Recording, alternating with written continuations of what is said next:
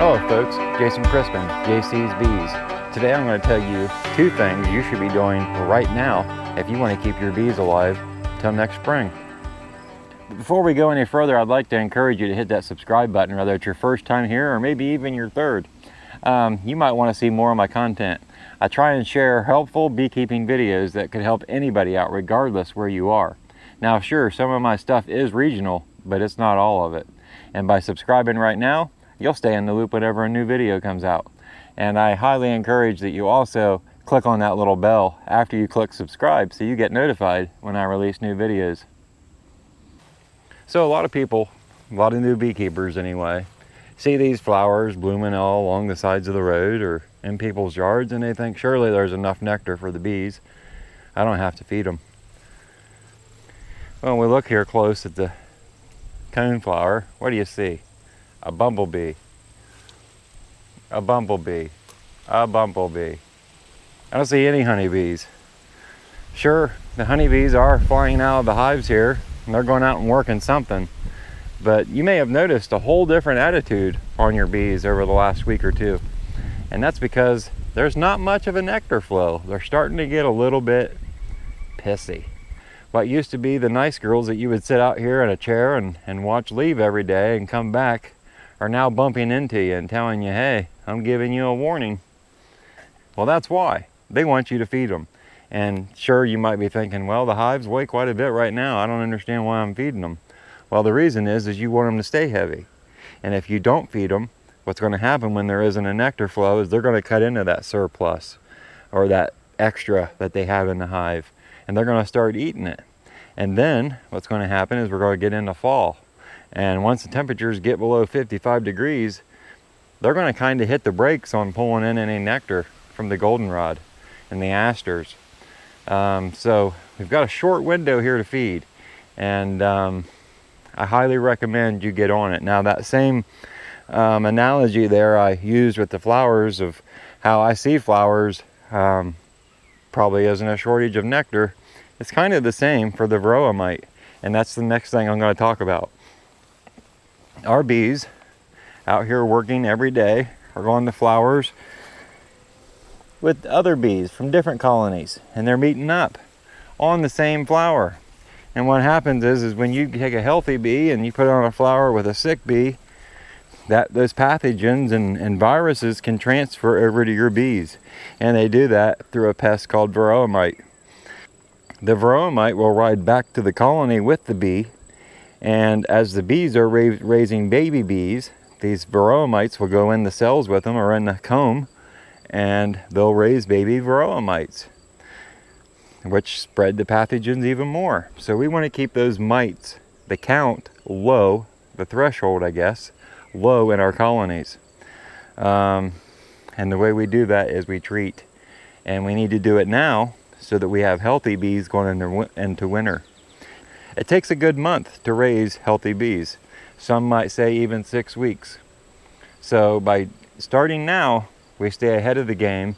Once it starts to get cool, we've already got healthy bees. A lot of people I hear, and I was one years ago, that didn't treat till late. And my bees didn't have enough time to raise healthy bees. So my sick bees went into winter, and come spring, I had to start over. And that's what I'm trying to prevent happening for you. Notice a lot of bees bearding up here on the front of this colony. Got a lot of them just hanging out here. These would be foragers that would normally be out working. Ain't got nothing to do. They're bored. What happens to teenagers when they're bored? They get in trouble. It's the same with bees. They get pissy. I don't want to say that too much because I don't have a veil on. I need to get back. So before we go, I want to talk to you about something.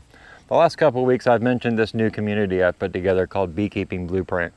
And I mentioned that it was a monthly subscription-based community. We're going to scratch that.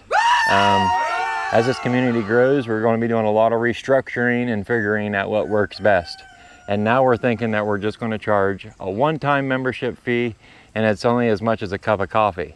So for a few bucks, you can come over and join my Beekeeping Blueprint community, which I mentioned in the past is on the Circle app It's a lot like some of the other social media apps out there on the market today, but without all the noise and all the ruckus. It's just a place where we can concentrate, share what we're going through, share our experiences, and all come together and help each other out.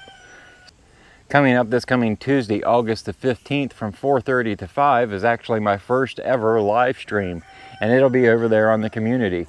So if that's something you're interested in checking out, watching me do my first live stream, kind of nervous, won't lie, then this is an opportunity for you to do so.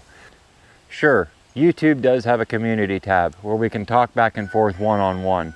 I can ask questions, you can reply, I can share pictures with you, but when there's a problem and you want to ask me a question and maybe a picture is helpful, that's not going to be the place for you, because YouTube doesn't give followers the options to share pictures on the community tab.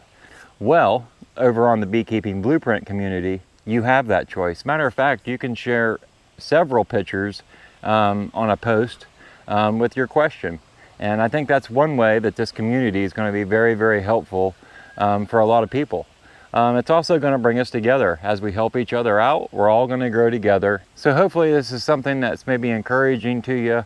I think it can be helpful for a lot of you as this community grows and we get more people in there.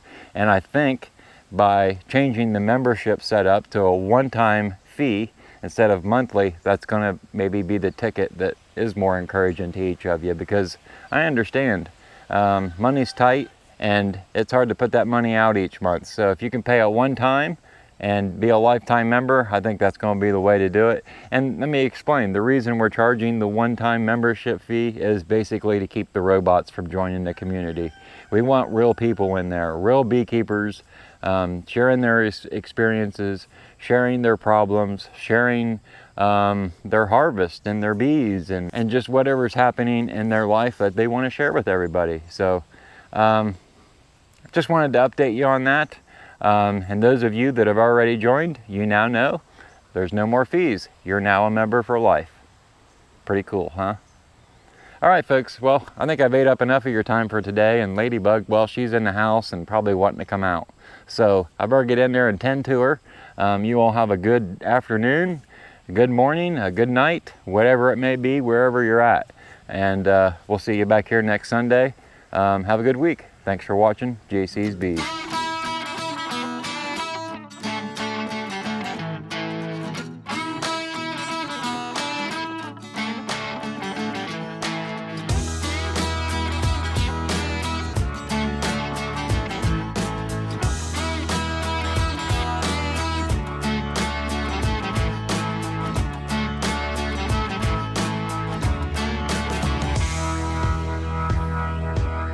Moosey, what are you eating, bud?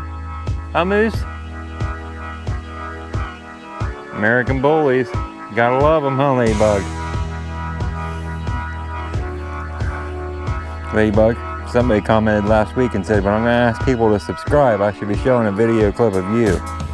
Or wait, I'm supposed to show the video clip of you first. Dang it. Got the order all wrong this week.